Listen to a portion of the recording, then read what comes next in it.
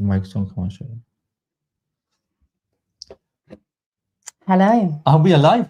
We are live. We are live indeed. Hello, Good evening. everybody, Good evening. and good evening.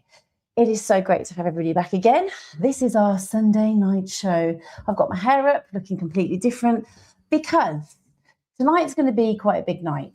Tonight, we're going to be talking about sensitive topics, and I think it's just really, really important that we hold space. We recognise how difficult this can be for some of you, and we just ask if anybody is struggling with what we talk about, that you will come to us and that we can advise and guide and co-sign you wherever you need to go to get the appropriate help. So...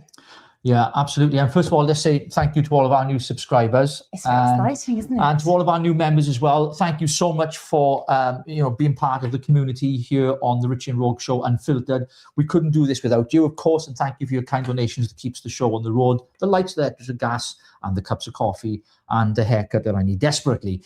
But we have got a very emotional show on tonight, because some of you recall we spoke with a good friend of ours who's part of the show here now, Andrew, some time back on the Caldy Islands cover-up and the sexual scandal that took place there at the Catholic Church and the monks. And, we exposed a lot of things, but there's a lot more to that story, Rose, isn't there? There is. And I believe that we will be going to the Caldy Islands soon. And I believe that we're going to do a little bit more investigation with JOAC. Now, Andrew, aka JOAC, is on with us tonight, so let's welcome him on. There he is, Andrew. Good evening. Hello, JOAC. How you doing? Good evening. How are you? And thank you for Really inviting me back. thank you. No, you're part of the show now. You're part of us. Well, I watched your show last night, and it was very enlightening. And I don't know a lot about politics or Welsh politics, but I looked them up today. What a complete a group of numbskulls in the way they've been acting. But that's another story for another day. And you won't say this, but I can tell you, you are a huge loss to them. So congratulations for doing something better on your own. Yeah, indeed. Thank you so much. So look, you've introduced us to Raphael, and you've had a relationship with him in the last year. You've connected, you helped him, you met at an event or something, and you kind of instantly had that connection where you formed this bond, this friendship. You're doing work together, you're helping me with his book, because obviously his book's out, but you are going to start putting it on your website. What else is happening? Well, he's just an amazing man, and he's an inspiration for me. And when I'm having a dark moment, he's a man that I turn to or I think about, because Raphael is a fighter. He's been through a whole, let's say, life of trying to fight and find, let's say, some solace in actually getting something from the Catholic Church, a way to admit what they've done is wrong. And actually, he's looking for the missing children, which he'll talk about, I'm sure, a little bit later. But this man, amazing. He fills me with pride every time I speak to him. He is funny, engaging, but most importantly, he's determined. He is a man with a mission. And let me tell you, the Catholic Church better watch out. Absolutely. So let's bring him on. Raphael. Hello, sir. How are you doing? Hi, everybody. Hi, Andrew. Hi, Rogan Richie. Thank you for having me on your show. Absolutely. It's what a pleasure. Thank you. Because what it is we haven't got a voice, and people like yourself give the voice, the voices a voice, and we were all appreciated. Do you know what? It is so important to have a voice. It is so important for people to give you that voice and for allow you to have the platform to be able to speak up, because there are other people who are going to be inspired by what you've gone through. And with that, it will give them hope and it will give them courage. And courage is so important, because when we are a shell, because we have experienced trauma, when somebody like yourself is brave enough to stand up and speak to power and speak the truth, you then give hope to others. You then give courage to others. So all I can say is a massive thank you for coming on. And we really, really hope that we do you justice and your story, and we can hear everything that you've gone through. So please, I'm going to let JOAC go ahead, and let's just see where this takes us. Yeah, I'd like to say, so Raphael and I met at an event last year. He was a last-minute guest. I've been asked to help out in a Million Women, I think it's a Million Women Walk situation, and there was a crazy situation where they invited some people who weren't going to turn up, and the committee didn't do the work, and it was left to one lady who, in fact, actually contacted me. And I said, well, I'll take it over and I'll help you. There's a long story to that, but it's more about the fact that we can get the information about what's happening to children. And Raphael turned up, I was on his way, and he didn't have a speech. And I looked at the story and I wrote a speech for him. He won't mind me saying that, but it was the first time he'd actually done a speech like that at an event. And as he sat there with his microphone and he gave us his story, it broke my heart. And I can tell you, I'm a tough man. I've seen a lot of bad things, but the way he was treated and has been treated since, it's horrendous. But what he has got heart. He's got a heart of a lion. And he's gone and taken it to task with the church, and he won't let it rest until he has some sort of, say, solace about how he's journeying and has been able to tell the story. But more importantly, he's been an inspiration to others. And for Raphael, I think, Raphael, you know me, and I hold you in high regard. And it would be good for people to know a little bit about how it happened at the beginning, if you think of your story from when you're very young. But there's some key parts of your journey which we've discussed. So maybe if you tell the audience and indeed everybody here a little bit about your story, because you're going to inspire people tonight, and I want to hear it. Yeah, we do. Thank you. Thank you for the opportunity to speak here. Yeah, I was born in Glasgow, 1959. My mum's Spanish. My father's half Italian, half Irish. I've got a family of 8 siblings. So my father was ill, and he's got a lot of siblings down in England. So we moved down to England. I was a happy-go-lucky boy in Glasgow. Proper education. I was doing fine. We were poor. No, as I said, my mum couldn't speak English or read English. My dad was seriously ill. We moved down to England, and within 6 months, I've ended up in a children's home run by the Catholic Church, Birmingham Archdiocese. You know, it says, I've got my records from the archives from Birmingham Archdiocese. That was about 10, 11, maybe 12 years ago. And I was astonished and saddened and annoyed that in the reports it says that I was severely retarded. And that's why they put me in a school called Croome Court. Now, that was run by Birmingham Archdiocese, run by the Sisters Charity of St. Paul's Apostle. Now, as a child growing up with a staunch Catholic family, as I said, my mum's Spanish, Irish, Italian, and Glaswegian, blood of goodness. So it's like a formula for being a Catholic sort of thing. We're growing up thinking and believing that the Catholic Church were holy. I was going to a children's home run by nuns. Well, I didn't know it was a school for severely retarded children and feeble-minded children. Now, I don't like using them words, but that's what it says in the documents, that I was severely retarded. So I've ended up in Croome Court. It was run by the Sisters Charity of St. Paul's Apostle. The atrocities I've seen there in my hand to myself, it's just unspeakable. I know there's I got waterboarded twice by the nuns, locked in covers for days on an end. I was absconding, got dragged back by the social services. Nobody believed me. Corporal punishment was an everyday occurrence. I went to this inquiry, the independent inquiry into child sexual abuse. I was a co-participant in that inquiry, and that's where I met 4 other survivors from Croome Court. Raphael, was it 2017? Was it? Or 2018. Right, thank you. 2018. I was a co-participant in that inquiry. Now, the atrocities that happened to myself with that school was Croome Court. As I said, they just, like, no, how can they treat children like that? The beatings are every day, corporal punishment is every day. The priests, which I found out later on, but I enjoyed this inquiry, they picked the Croome Court as a case study, Birmingham Archdiocese. The only reason why they done that, they picked Croome Court, because they thought that there was 5 of us at that inquiry. There's only 4 of us left now. So the 5 of us turned up at that inquiry. The preparation for that inquiry, it took about 6 years. The inquiry started 2014, I think. No, 2014, the inquiry started. So there was a lot of preparation going down to London to see our lawyers and all that. And I thought, join this inquiry, they'll ask me to be a part of this inquiry. I thought that, if I can make change to safeguarding children, no, it's an honour. I'll do that. But I went to the inquiry.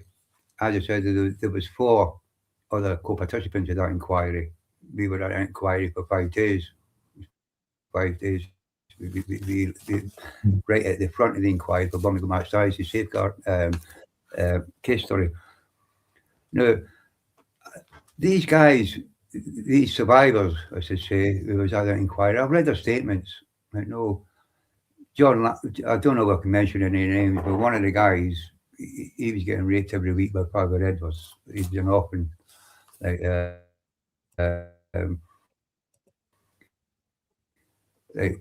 he was getting raped every week by Father Edwards. The nuns knew if it was him. He couldn't read English, he couldn't write English, but he could read in Latin, because the nuns had him in a room just with a bucket and a bed and fed him meals.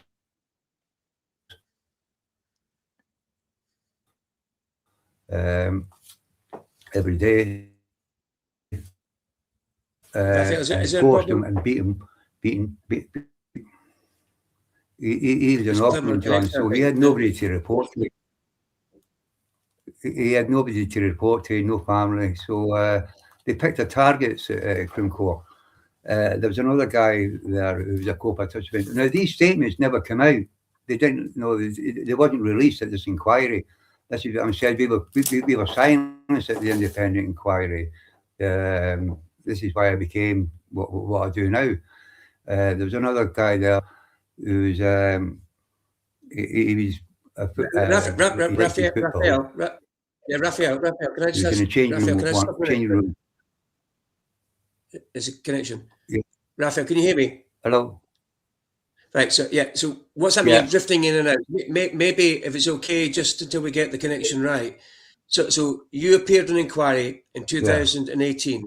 There were 5, I think they picked their targets, and the people who came to the inquiry were treated in a particular way. So maybe it might be better for you just to highlight a little bit about what happened to the people who attended the inquiry and how you were treated, That's important. But when we got the inquiry, we all went to, there was 4 of us who live outside London.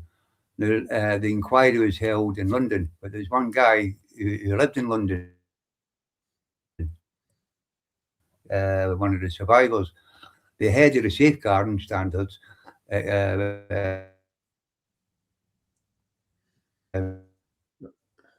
a problem with connection, I think, isn't there? Keeps dropping. Yeah, I think so. Yeah, just bear with us, folks. She resigned, Jane Jones. Yeah, Raphael, if you hang on a second, we're going to try and sort your connection out, because I think you're dropping in and out all the time, and people won't be able to understand really what you're trying to get over. I think it's crucially important people hear Raphael's story, and I think we need to get that connection sorted, because obviously we don't want to put people coming off because they can't hear. So can you could you get yourself joined back in, Raphael, if we just come off the stage for a few moments and try to reconnect, sir? I don't know how to do it. My daughter's gone. Sorry. Let's keep you here. Okay.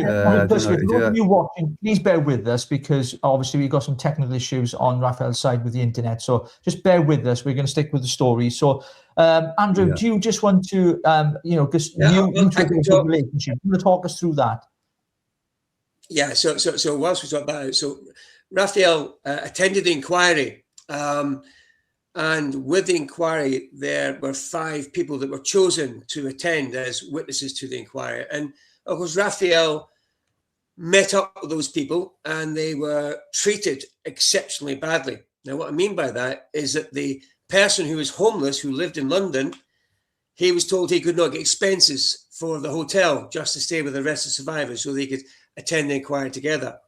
And Raphael eventually ended up bringing him into his room, and him paying for him to stay with him, pay for his food, pay for his drinks, because they contacted the lawyers, and the lawyers said, we are not a travel agent, we're a lawyer's firm. So they were dismissed Immediately. So they're saying they can hear him now in the audio. So maybe we'll catch back. Raphael?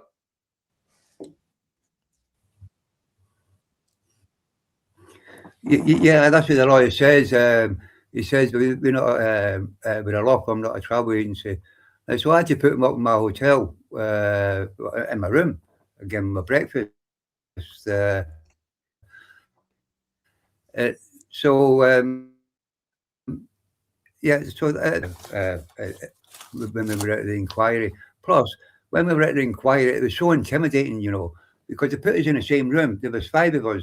You know, we were traumatized. Nobody come over to us and says, "Are you all right? How are you? Can we do anything for you?" Didn't even offer us a drink of water.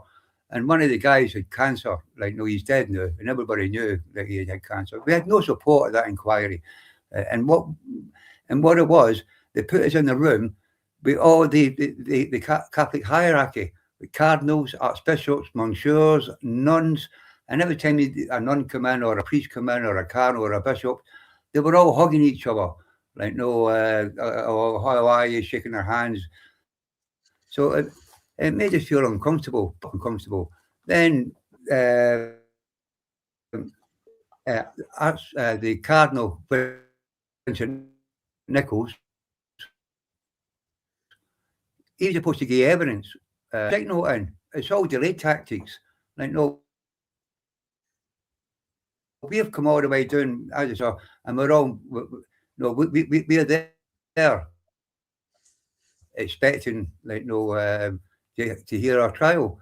So Cardinal Nichols, he puts a signal in. Jane Jones, as I says, she resigned 4 days before the inquiry started. Like, and when she gave her evidence, she couldn't even remember her name, Jane Jones. So I kept on seeing all these, like, things that was going wrong with the inquiry. Nobody cared about us. We were just props. The 5 of us were just props. And as I said, there were 5 there. So what they've done, they've got 5 guys who think they ain't going to say nothing. Just, no, because the rest of the guys didn't know what was going on, but I knew what was going on. Like, they silenced us. Like, no, they never told you about the atrocities that happened at that place. So I've read these statements with John, like, no, he's getting raped every week. The other guy was getting raped by the gym teacher 1 week. The next week, he got raped, tried to rape him again, tried to run off, and he banged his head unconscious. And the gym teacher raped him when he was unconscious. That's disgusting. These are the eyewitnesses about at this inquiry. We were silenced. The nuns were sexually abused. The Sisters' Charity, St. Paul's Apostle. No, I went to 2 children's homes run by these evil nuns. Like, they never got a mention at that inquiry. We've not even had an apology after these nuns. We've had nothing at all. Like, these nuns don't exist. They never got, honestly, God, I swear to God, these nuns never got mentioned in that inquiry at Croome Court. Like, they never told the public anything about the rapes, the torture, the beatings. Like, the kids got there. Like, I've got another book here. This is by John Connolly. He's wrote this book. Look at the picture, the face of it. Even the book, the cover, is like a horror story. That's a nun and a young lady about Croome Court. And it tells you that when kids ran away and when they got dragged back, like, they were made to kneel marbles for hours an end for the punishment. I don't go into my book. It tells you you had to go to bed. No, I'm only 9, 10 years of age, and you had to go to bed like that, sleep like that at night. You couldn't talk after 9 o'clock, after the lights were out. If you got talking after the lights were out, you would get dragged out of bed, and you'd be made to kneel in the corridors all night. Now, as I said, in that position, we had to sleep in that position. The nun would come during the night and lift your blankets off you, and she caught your hands down by your side. Like, they drag you out of bed and beat you. Like, no, because you ain't lying like that. Because they said it's in the book. It says it's some sort of position they call it. Like, there was a piss bucket in the corner. You couldn't go to the toilet.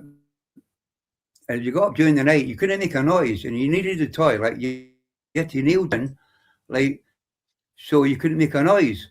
And if a nun heard you make a noise, it was just pure punishment. Like, no, you had a nun there called the karate nun. Like, she practiced karate on you, just walked about all day, like, just punching, kicking kids. Like, then you had another nun called Sister Bomber. Like, no, she used to come out and, like, no, we called her Bomber because she used to come out and bang you. Like, then you had another nun, an old nun, old crabbit nun. She used to walk about with a chair leg. Like, no, it was like a concentration camp. There was 150 children at that children's home, and you could drop a pin, and hear a pin dropped. And when they took you out for a walk, even the members of staff, they treated us like cattle. They didn't want us there. We were scum. We were the scum of the earth. Like, they made sure that we knew that. Like, no, when you took it, because it's in the countryside, it's a court, Croome Court. It's a national trust. And when you took you out for a walk, Right, so Raphael, I think it's a good point for this part is that we talk very much about this inquiry, so we can talk about what they did to you. But there's a man who died after the inquiry, and just so that people know, he was frustrated. The 5 of them were in this room. They were ignored. They were ignored. They were segmented, and it was high-fiving with all the religious staff. And these poor 5 people who had gone through this abuse over many, many, many years and seen their friends die, commit suicide, etc., etc. Now, there's one special person, and we're going to do something special. Raphael and I have chatted about it, but there's one person who wrote his story before he died, and his wife has given Raphael the permission to share that story at some stage, which we are going to do. But I'd like to read a little bit of passage to really to give you a feeling about how bad it was. And this is from part of his story. It says very clearly, "I lay in my bed terrified. It sounded like they were going to kill him." They were talking about Raphael. "Suddenly, he may have got free from them, as I could hear the rooms abreast with the nuns running down the corridors and the stairs shouting, 'Get him, get him. Don't let him out the building.' They run down and the stairs outside with no clothes on. The door was never locked. It was very quiet. I waited for 5 minutes, terrified that they were going to do something to both myself and my friend. I was so frightened that I had to go to the toilet. I wet myself. I wet the bed. But then I knew I'd be beaten again. I crept out the empty dormitory, down 3 steps to the toilet. Coming out the toilet, I walked over to the big window and looked outside to see if I could see anything that was still happening. But to my amazement, I could 5 lights of torches moving about. Went to bed quickly before they came back. I didn't want to be caught out of bed. I woke up sobbing, distressed, and realised what happened to that boy. I never saw him again, and they had him killed." Now, that's part of the story, and I've read this man's story in full, and it absolutely broke my heart. Now, I know Raphael really well, and we've shared a lot. Raphael, I'll come on to this in a minute, he'll tell everybody about it. But he's now been given these documents from his friend who met the inquiry. And this man, along with Raphael and the others, were terrified at this inquiry. They were terrified, not the people that came in, but they remembered the trauma of what they went through as children. And how that the particular thing that was organised was just really a session, just a tick the box. But what they didn't reckon is this man has balls of steel, for want of a better word. And he said, enough is enough, and I'm going to take you on. So I kind of want to get people some, this is not Raphael or somebody else, another little story. This is hundreds and thousands of children who have been abused by the Catholic Church, and they continue to cover it up. And it really pisses me off because I know what these guys go through. Sorry, I shouldn't have that language on it, but it gets me angry. When I read what's been happening and listen to Raphael, it's important that people can understand what Raphael went through, the terror every night. And I think it's important for him to keep telling that story. So maybe, Raphael, you can tell a little bit about this man and then maybe talk a little bit about what you've done to help, because I think it's important that people understand what your journey's been like.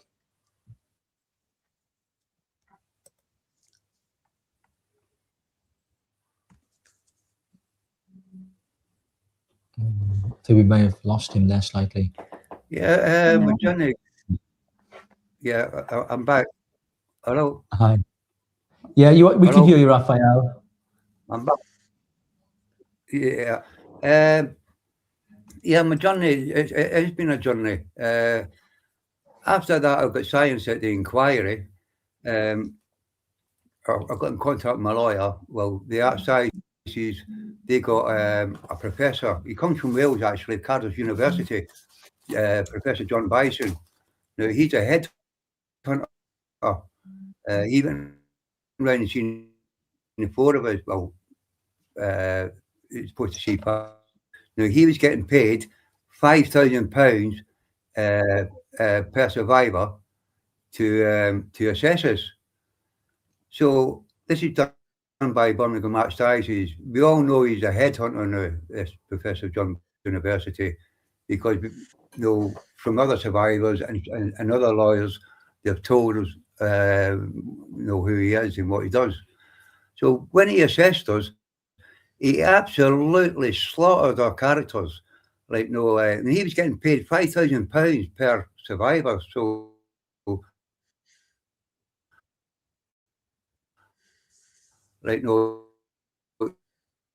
there's four of us left, so that's £20,000 plus VAT that he was getting paid. So I was really annoyed at it. So I contacted my lawyer, and when I said, listen, this ain't right. It says, I want a second opinion. Now, this is the dirty tricks that they play on you. This is how they work on you. He goes, what do you mean a second opinion? I said, well, I don't believe a word that he says. He's just, he's assassinating my character. I said, I want a second opinion. And my lawyer turned around and says, after £250 million, that inquiry cost £250 million, £200 million that inquiry cost. My lawyer turned around and says, if you want a second opinion, pay for it yourself. And you're not going to be released. The professor's going to be released. Like, no. So where's the justice in that? And they put us through £250 million inquiry. Then they turn around and we ask for a second opinion when they assess us. When they slaughtered my family, even my father, my mother, my sisters, they're all dead. Like, he brings up all my dead family. Oh, like, no. But my life would have turned out, there was no difference the way my life was going to turn out. Anyway, it turned out the way it was going to be panned out. Now, blaming it on me, how can he see the future? And say to me, £5,000 for a second opinion, right? And I had to pay for it out of my own pocket. So everywhere I went, they were blocking me. So even I've been to the Vatican twice. Me and other survivors. They made me an ambassador of that inquiry, and they took it away, which I'm glad, because I started speaking out. They even threatened me with legal action, that inquiry, because I had a cipher number. It was F49 at the inquiry.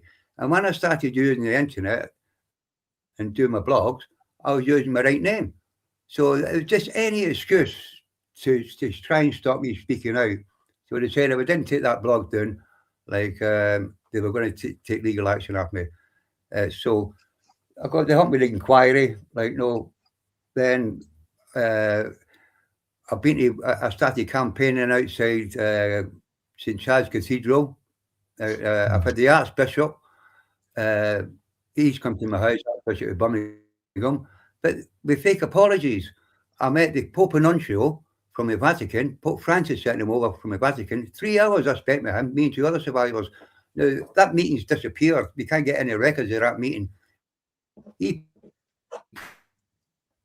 promised us he was going to get back to us after that meeting and go back to Pope Francis. He never did. A big part in a tablet magazine saying major breakthrough for survivors meeting the Pope Nuncio. Well, it wasn't a major breakthrough. It was a major disaster because he didn't get back to us. As promised. So I ended up going to the Vatican. Hello? I ended up going to the Vatican. I've seen 3 officials at the Vatican. And this treated me with hostility, honestly, because they only want to talk to speak out. They want to speak to people who go over there lighting candles. Now, as I said, I mentioned Croome Court and I've mentioned the independent inquiry into child sexual abuse, which cost £250,000. Nothing's come out of that inquiry, you know. 20 recommendations were that inquiry's put forward to this government. Not one of them has been implemented, and one of them is mandatory reporting. Right? No, the government is trying to water it down, and another one is redress. Right? No, they've got redress in Ireland, and they've got redress in Scotland, but there's no redress for survivors in England and Wales. Because that inquiry was for England and Wales, not Scotland and Ireland. Like, no, they've got the redress. Like, no, they've got everything in place for them. But at England and Wales, there's nothing put in place for us in this country. So I've been fighting in different parts of this. Yes, Raphael. So just so people can understand, and I think it's quite a tough story to follow. Is that the inquiry was just a whitewash, cost all that money. You were given nothing out of that inquiry, and then you started to follow it up because the implementations didn't happen. And then you got this group coming over from the Pope. They did a PR stunt. They went back and said it's all been great. That wasn't happening. So you then went to see the Pope directly, or you went to see the Pope. They then gave you some push-offs to it, and I know that they dislike you a lot. I've seen some of the correspondence, but if I can use that one, so if I can use that one, it's really important for people to hear about this one. One time that you were really abused outside the cathedral, which is on YouTube, and I think it's on TikTok, and follow you, where it shows you the way the church dismissed you. Oh, yeah.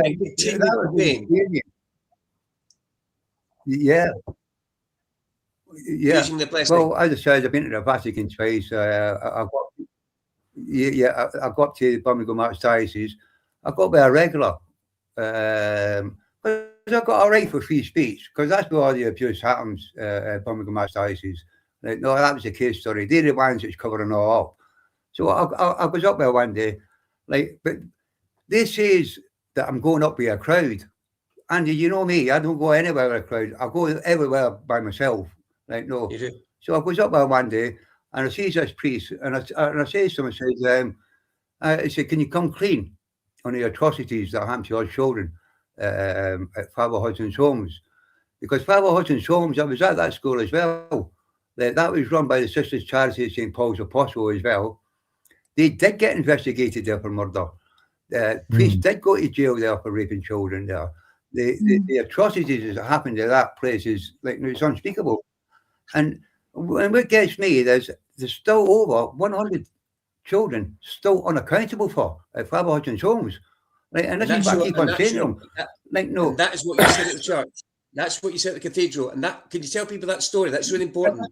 Because the way they abused you. Yeah. So I asked about it. So I've seen this priest, and I said, can you come clean? What's happened to these children, 100 children? It's disappeared, it's unaccountable for. So he's come over, and he's gone like, oh, he goes, I don't know. And I said to him, well, you should know. He goes, no, I'm a survivor, and I want to know. So he said, can I pray for you? And I'm in a wheelchair, and I'm sitting. I said, no way you're praying for me, mate. Like, no way, you ain't putting no more curses on me. So he goes, well, I'm doing it anyway. So then I'm outside the cathedral, and there's people while they're walking past. And he goes, I'm going to pray for you anyway. I said, no, you ain't. So then he's gone like that, and not just with his finger, with his whole hands, and he's gone like that. I bless you, like blah blah blah blah, and I'm shouting to him, please stop it, because to me that really hurt me, because I'm telling him this is blasphemy. Pack it in, stop it. And he goes, I'm doing it anyway, and it's just did once, but he's done it twice. That is going to affect me. And the video's on your page. The video's on your page on TikTok, so people should go and watch that. It's horrendous. I'm so angry at that. I could go. Honestly, it's on my page on TikTok. Yeah. Honestly, God, remember. This is how they treat survivors. Honestly, God, like, no, it's like. They think they're untouchable. Then they get the police to me. They end up getting the police saying that this is 6 months later because I put a complaint in against him. So what they've done, like they've swung it back to me, saying that I'm the criminal here. That I'm going up there, the cathedrals and Rome and the Vatican, and it's religious harassment. It's not religious harassment. I'm not the criminal here. They're the criminals. That's what I say to them. Like, no, the police at the door threatened to arrest me for going up to the cathedral, want me to sign a piece of paper saying I can't go back up there. I said, no, I'm not signing nothing. He's asked me for my name, not my name, my telephone number, my email. I said, I'm giving you nothing. Like, no, you're not having nothing. But the dirty tricks departments from Birmingham Archdiocese, safeguarding, honestly, God, like, no, they love it. They love it. They love hurting us. And you've got survivors from Croome Court want to jump off that roof. They've told me. They've told the safeguarding how they're feeling, that they want to do something, and they're threatening to jump off the cathedral roof. Like, no, they won't listen to us. Like, no matter what we do, and the dirty tricks that they play in us, they laugh at us. No, when I'm up at that cathedral, they smirk at me. They walk past and smirk at me. Like, no, it's. But I'll still fight them. I told them every last breath in me. I'll finish the last breath. I will fight them. Good. But there's still over 100. Just as I keep on saying to them, still over 100 children still unaccountable for it. Father Hudson's homes. The priest did go to jail there for raping children. The nuns did get investigated there for murder, not accused of murder, investigated for murder. Operation Greenlight. I know a lot of these survivors from the area who went there. Like, no, and every survivor I've met from Croome Court and Father Hudson's homes, their lives are totally destroyed. Honestly, God, I'm one of the lucky ones. Honestly, no, it ain't many of these left. I'm one of the lucky ones. You can come out here and tell the people what exactly did happen to us, how we were treated badly, the way we were getting treated now. They don't want to listen to us. They call you troublemakers. They call it like no, it's they still hasn't changed. There's still no change in the Catholic Church. In fact, they got worse. Like, they have got worse. Right? No, and Pope Leo, he keeps on coming out every month in the Vatican News saying, "Oh, we welcome survivors. Please come and see us. Let's talk about you. We want to help you." Yeah, they want to do that to the hand-picked survivors. But there's a lot of survivors like myself, so I tell them, listen to your hand-picked survivors. Like, they want to listen to the survivors. They go for their lighting candles. They don't like confrontation. And when we confront them, that's when they really go to town on you and try and play all the dirty tricks on you. Like, no. Yeah. I mean, that priest with that video. The priest with the video. If you see it. I don't know if you can hear me. Can you hear me? Yeah. Yeah. Okay. So the priest of the video, like, literally, that is also abuse again. If somebody says no, please do not, and then somebody continues to do something against your will, that is yet another form of abuse. So praying for somebody when you're asking them, please don't bless me, I don't want your blessing, I don't want anything to do with what you're doing, and then that continuation is just another form of abuse because you are not listening. And I can't stand that for you because, you know, not only are you trying to get answers, not only are you trying to get some kind of exposure, you're sort of, you're there speaking to people saying, come on, own up. We want this to be heard. We need this to be listened to.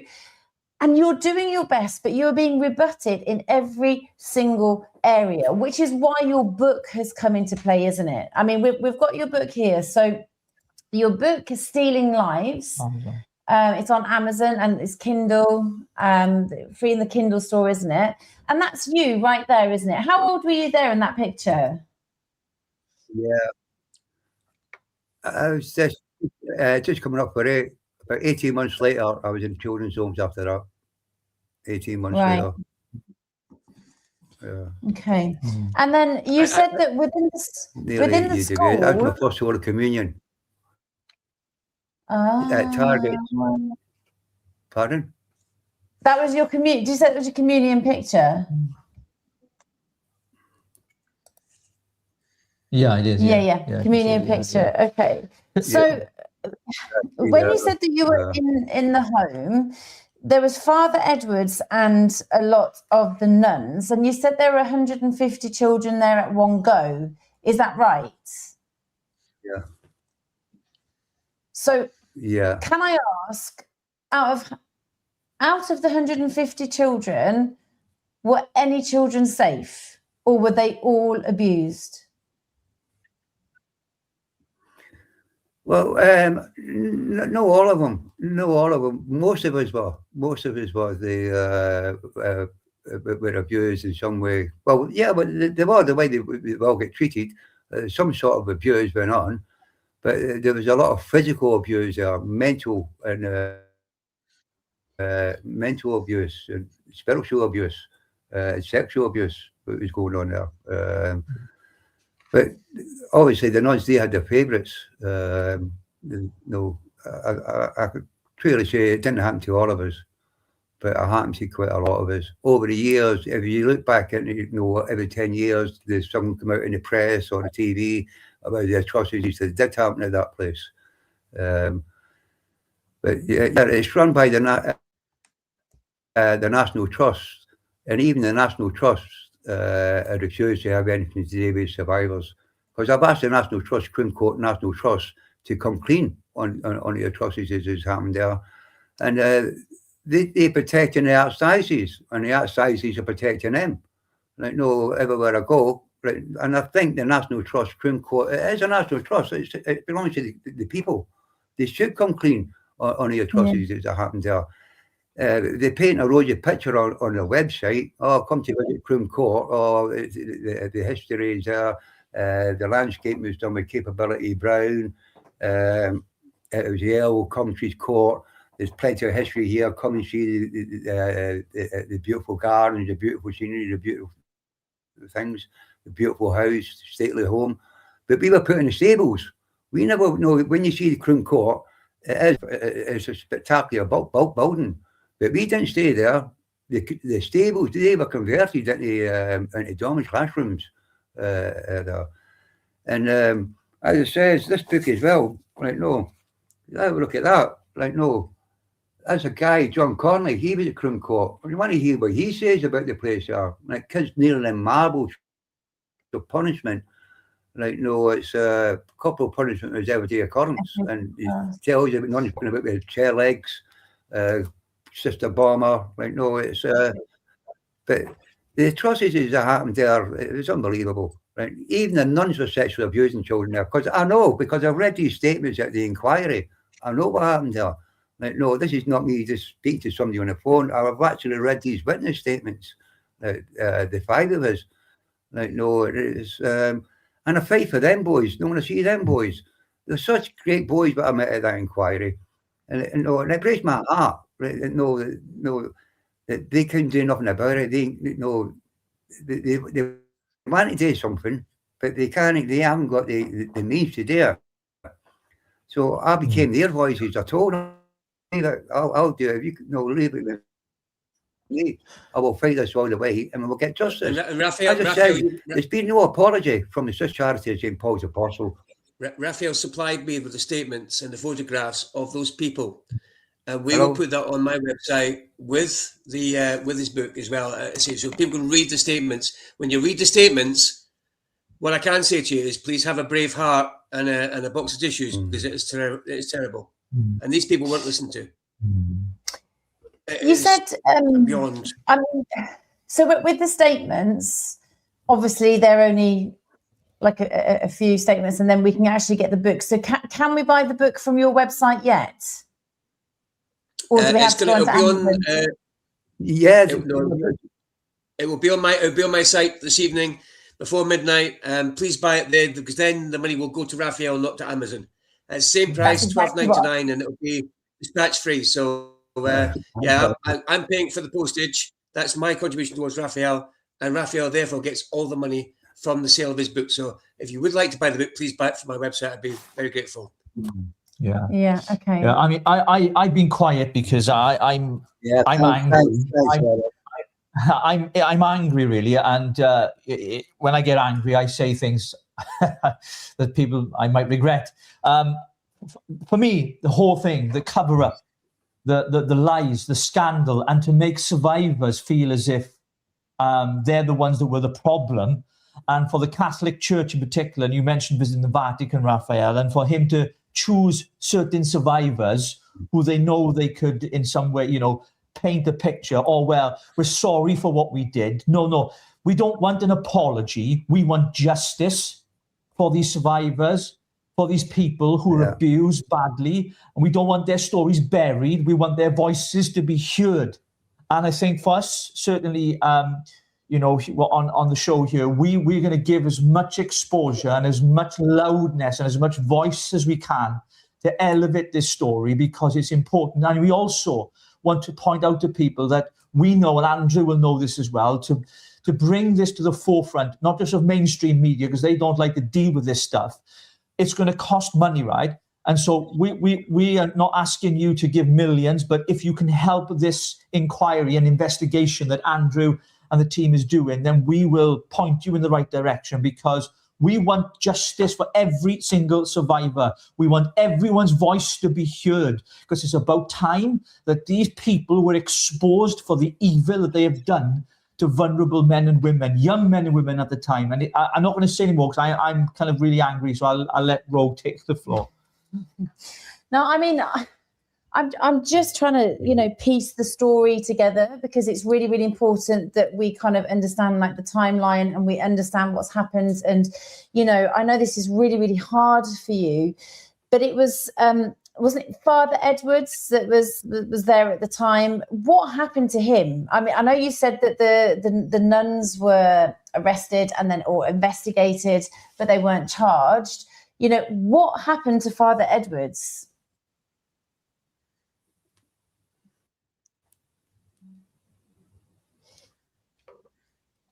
Oh, he's gone. No, nothing. He's still there. Nothing happened to him. He just got buried. Nothing. Yeah, nothing happened. It just got buried. Nothing happened at all. It just got buried. It didn't even get mentioned at the inquiry. The statement was there. Like the board said that they read them, and that was enough.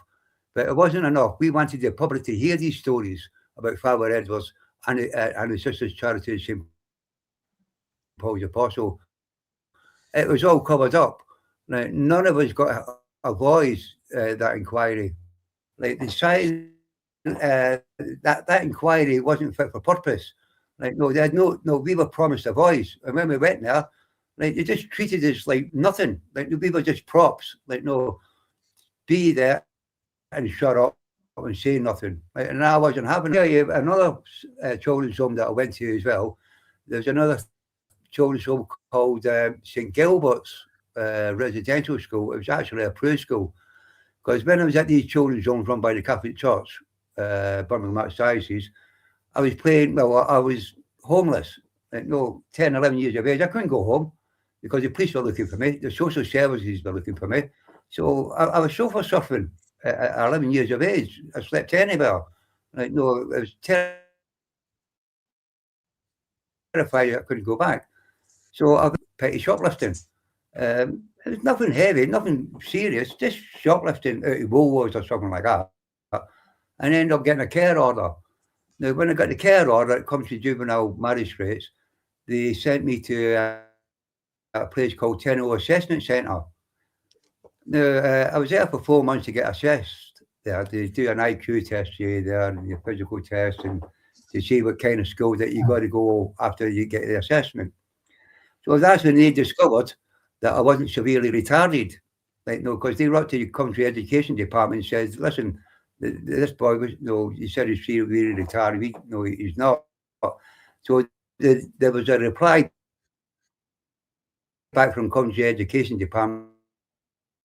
I was deliberately misdiagnosed. They deliberately misdiagnosed me so they could get, saying I was severely retarded, so they could get extra money for me. Like, because of special needs. Like, but I didn't know that until 50 odd years later, that I was severely retarded. So anyway, I got assessed at Tenno Assessment Centre in Birmingham. And then, because I was a Catholic, I went to St. Gilbert's Residential School. Now, this one, that was run by the De La Salle Christian Brothers. They just put you into the frying pan, into the fire. Like, no, that was another investigation, Operation Quail. Like, there's been hundreds of allegations there with sexual abuse by the Christian Brothers. I've seen it, heard it. Like, no, kids getting dragged out of bed screaming, your Christian Brothers coming in steaming drunk at night full of whiskey. Like, no, the brutality and the torture and the sexual abuse. No, it's notorious, St. Gilbert's. The same things that happened to these, they never got mentioned in the inquiry. Like, I got involved with Operation Quail, but the police did come out to see me about that Operation Quail it was. Nothing comes out of them. Nothing comes out of it. And nobody gets arrested. And two Christian Brothers who were at that, they called it an approved school, who were at that approved school, they went to prison for sexually abusing children. And when one got a year and one got 3 years, and when they came out of prison, they moved into another approved school, another children's school up in Scotland. Well, that's what they did. They just moved them about. Right? No, so that was another notorious place run by the Catholic Church, the De La Salle Christian Brothers. And when I complained to them that I wanted to put a civil claim off them after the solicitor saying that they're going to fight it vigorously, like, and they take no responsibility, saying that they were just employees, that they had nothing to do with them because they were just employees, and if I had a problem, I should take it up with the Home Office. They abused us, the Christian Brothers. They raped us, they battered us, they tortured us. They ruined our lives. It's got nothing to do with it. It wasn't the Home Office. Raphael, I get a jail card saying. No, sorry. Raphael, obviously we're just kind of make sure we get the whole story of the time we got allotted. Can you please just tell people about your visit to Parliament and what you did to get in and what happened? Was this is a measure of a man in a wheelchair who they're trying to kill? Raphael's not a well man. I hope he doesn't mind me saying that. He has health challenges, but he's going at this as best he can, and he wants to get justice. So his amazing strength is going to be shown now in this little clip that he's going to talk about, because it's really important to understand what he goes to try and get the message out. And I think it puts us all to shame sometimes that we could do a little bit more. But Raphael, maybe you could talk about your trip into Parliament, how you got in and what happened.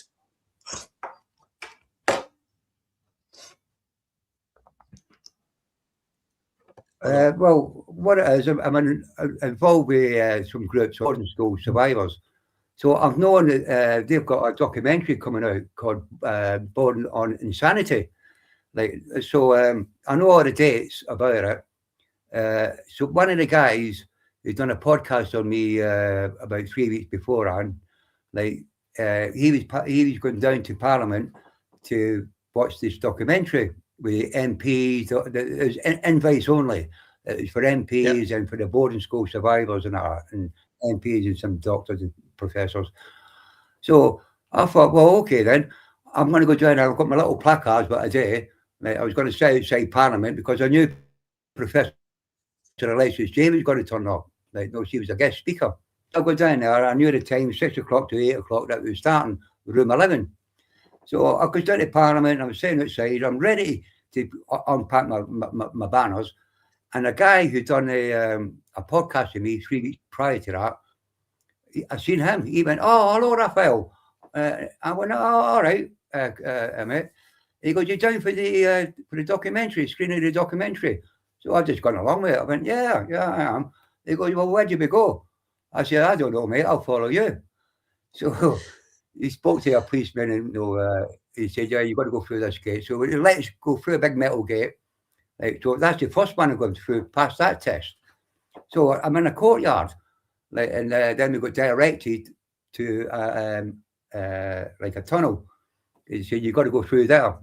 And then there's a lady there with a clipboard. So she's clipping everybody's names. Who are you? What are you here for? Blah, blah, blah, blah. So she said to this guy who's done a podcast with me, "Who are you?" He gives his name. He goes, "What are you here for?" He says, "I'm here for the documentary, room 11. But then the documentary, I'm the press." So she gives him one of them the ID things around your neck, and she says to me, she said, and who are you? And I said, I'm with him. Yeah. Oh, I lost it. So she gave me one of them things. So I'll go on past that 30. And there's loads of police there as well. They've all got machine guns and there's a turnstile, so I've got to go through a turnstile. So I'll go through a turnstile, then I'll get to the other side. There's no police like with machine guns. It's like Fort Knox. Then I have to go through, what do you call it, security, like passport security. You've got to empty your pockets and all that. So I'm in, and I don't know how I've done it. No, nobody said a word to me. So I've gone in, and I've gone upstairs. We had a guide. They took us upstairs to room 11. And that's when I confronted the panel that watched the documentary. And then I turned around and said, but before Alexis J was going to give a speech, I said, listen, I want to speak. I want to say something. And this doctor who was introducing everybody said, oh, yeah, you have your time in a minute. So I said, no, I'm in it now. So I sat there and I gave my 5-minute speech. And I told them that state schools, they matter, not just your boarding schools. Like, no, it matters. Give the voices a voice. Because they don't give our voices, the state schools a voice. It's all about them. And I tell them, I said, look, we didn't get educated in these children's homes. You got the education. We need help here. And I'm fed up asking you for help, and I'm fed up with you just like dismissing us. But you had Professor Alexis J there and all that. And yeah, I hijacked it. I hijacked the speech. Yeah. And there's a video. What, there's video doing it, isn't yeah, it? There's a good video of them not. Yeah. And you're not allowed to take photographs of videos in Parliament. I did. And I took one of Professor Alexis J as well. Right, no, because she silenced us at that inquiry. And she knows how I feel about her, because I've been screaming about her for years now. The way she treated us at that inquiry. And you know something? All we got out of that inquiry was 200 benches. 200 benches. That was for survivors. That is our legacy. 200 benches. How much did them benches cost? No. And what did survivors get out of it? They still got nothing out of it. They still haven't got these 20 recommendations implemented. Not one of them has been implemented. 20 recommendations. And this government has just put it all on hold. And they're against these inquiries, this government is, especially this rape gun inquiry. They were part of that independent inquiry, Andy, the rape gun was. One survivor gave evidence there. They were lucky they got a voice. The Catholic Church survivors, we were completely silenced. And every 10 years they have an inquiry. And this inquiry, with these inquiry, they're a waste of time, a waste of money. They're gravy trains for lawyers. If they're going to have these inquiry, they've got to be survivor-led. Like the survivors have got to have be at the forefront of these inquiries, not your government, not your establishment, because these establishments are the same ones who do these inquiries. It's all the same firms. Because my lawyers, now they got involved with, after the inquiry, they got involved with the post office inquiry. Then they got involved with the Glenfield inquiry. I've seen them on, it's always the same establishment. It's always the same ones who covers up. Like Professor Alexis J. Like she was the Rochdale inquiry, then the independent inquiry, then she gets a job at the Catholic safeguarding standards. Like she's on £300,000 a year, but for 3 days, what, a year? And then she became your dame. What has come out of these inquiries? The Cumberland inquiry, nothing. The Elliott inquiry, nothing. The independent inquiry, nothing. And that independent inquiry cost £250 million. And as I said, 20 recommendations, and not one of them has been implemented. Not one of them. And the biggest one out of a lot of them is mandatory reporting. And this government is trying to water it down. It ain't worth the paper it's written. With this government is doing with mandatory reporting. They're telling us that they've got to witness a child being abused before they can report it. How many people witness a child gets abused? You don't witness it. You don't witness that. So Raphael, Raphael, we're running obviously a bit short time. You have to be careful. So I know it's Richard Rogue's show, but I just one final thing. I think it's important because I think it's really, if you read his book, and there's a part in the book that says that this book stands for experiences of many survivors and whistleblowers and encourages readers to share their own stories and organize themselves to be around as a tool to help others. And Raphael has spent that time building this book, but not just doing that. He's been active, that they are trying to kill him because they want his health to disappear, to make him go away. He is the only one that I know that is consistently in their faces, and he's being silenced. And it's up to us now, I hope, for other people who have experienced something similar to what Raphael has, to be able to share and come forward and discuss it, because we are only able to help once we get the bigger picture. And Raphael has a death threat over him because of this. They are trying to kill him through stress. And that makes me really upset. And I've been on a bit of a journey with Raphael, and I know maybe the unfortunately the connection tonight's not been the greatest, but this man is an inspiration to people who have been through something similar. But those of you who haven't, you don't want to go into detail about the story. He can tell you that's happened with nuns, priests, and Catholic Church is horrifying. They are not people that I would follow in their religion, and they're not unusual because it seems to be everywhere.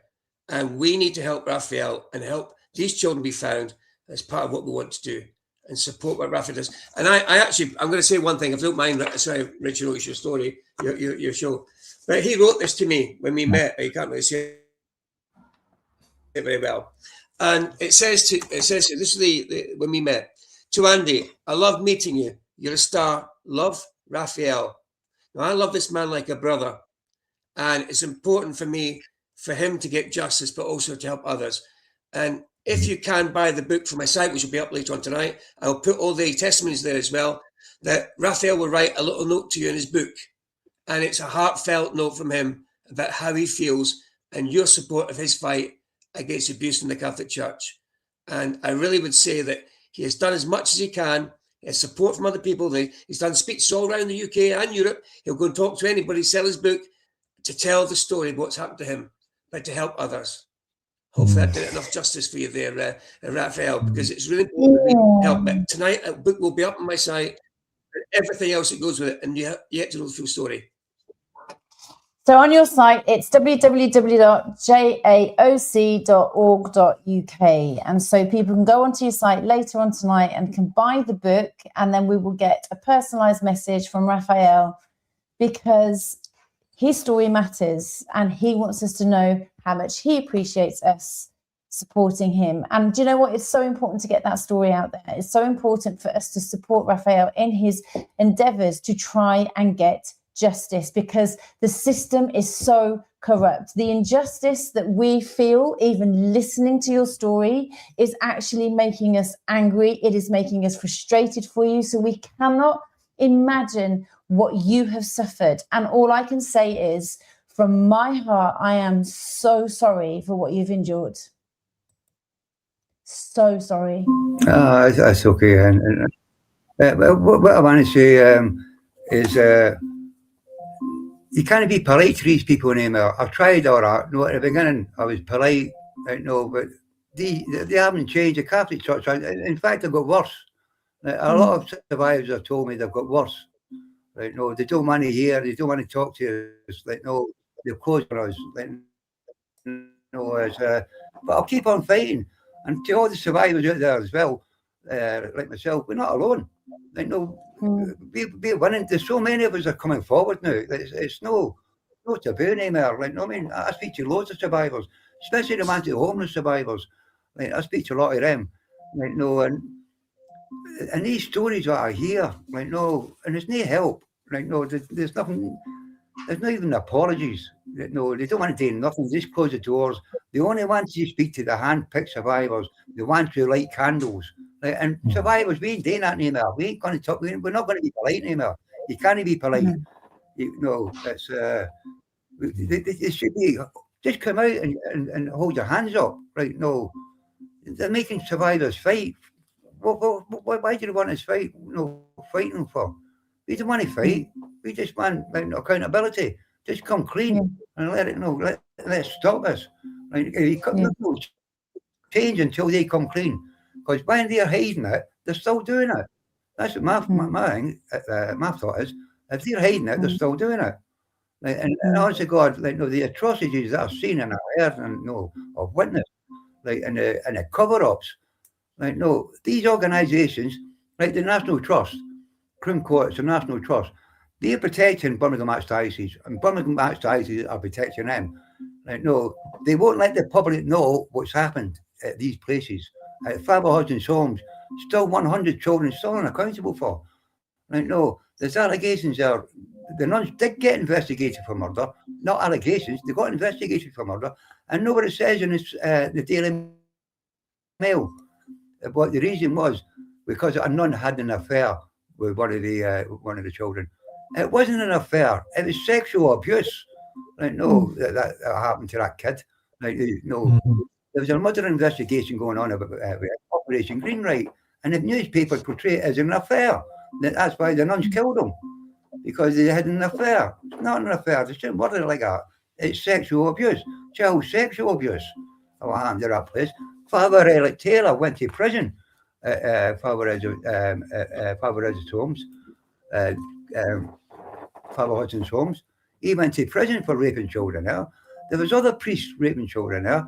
If you told the nuns the priests were raping you or one of the staff, the nuns would have to kill you, beat you that much. That you couldn't tell them. You couldn't know. It was run by silence, fear. Everything was run by fear. As I said, you could drop a pin on the children. You could drop a pin, and get seeing kids every morning. Just a name they get called every morning. They drop their pants just in the breakfast table, and getting beaten, for nothing. Couple in front of the whole school, and if you went to bed, the kids just put your sheets above your head and get ridiculed. Say your prayers every time in the morning, at night, at dinner time, breakfast time, tea time. It's all religion. And as it says, you had nun Sister Bomber, the karate nun. It was Sister Bomber, the karate nun, and it was another one. Oh, the nun with the chair leg. And as I said, it's like corporal punishment. It was an everyday occurrence. And the staff, they take a branch off a tree and whack you with it. Call your names, treat you like cattle. Going out, you're a retard, nobody wants you, we don't want you. We have to put up for you. But why do these people do that? Why? What makes them tick? These Sisters Charities, St. Paul's Apostle, they're the ones that it's got to be making these people famous. The Sisters Charities, St. Paul's Apostle, they're just as bad as the Magdalene Sisters. I'm telling you, they were Irish nuns. They were totally cruel at two children's homes, Croome Court and Father Hudson's Homes. And at Croome Court, what hurts me is these children were vulnerable, very, very vulnerable children. As I say, we were classed as severely retarded and feeble-minded children. And the atrocities I've seen happen to these children, they never had a voice. Some of these children didn't even know what day it was. Some of these children, they've seen atrocities that was unfit for human, to people to see, to understand. These children were traumatized even before they even went to these places. And that's why they get treated by them. They should have got treated with love, kindness, and care. There was nothing. There was no duty of care. We were just commodities. Honest to God, they treat us like commodities. That's why they were sending us from Father Hudson's Homes to school that I went to Australia, Canada, and New Zealand. That was the main hub, Father Hudson's Homes, Coles on Birmingham, run by the Archdiocese of Birmingham. That was the main hub for migrating children to the Commonwealth in the 60s and the 50s. And a lot of children went over there to get abused and killed. And they're finding all these little unmarked graves, not just in Ireland, they're finding them in Scotland, they're finding them in Canada. A lot of unmarked graves at these children's homes. Not just in Ireland. Everybody keeps saying, oh, it's in Ireland, it's in Ireland. It's not. It's everywhere. These nuns have got a bad reputation. follow the nuns, man. They're evil. I don't know what kind of creatures they come from, but they ain't human. They ain't human. As I said, we all fought as children growing up. I think Raphael, holy people.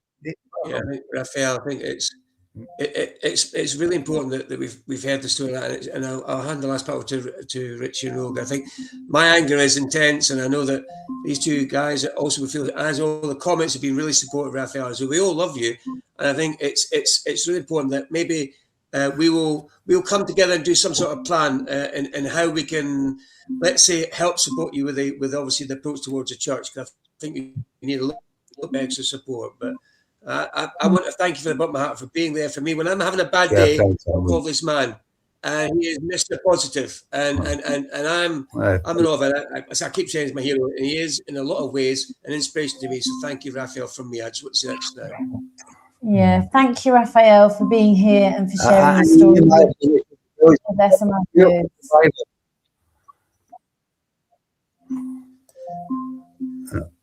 There's so many beautiful survivors that I've met on my journey. Honestly, God, like no one, I'm blessed that way.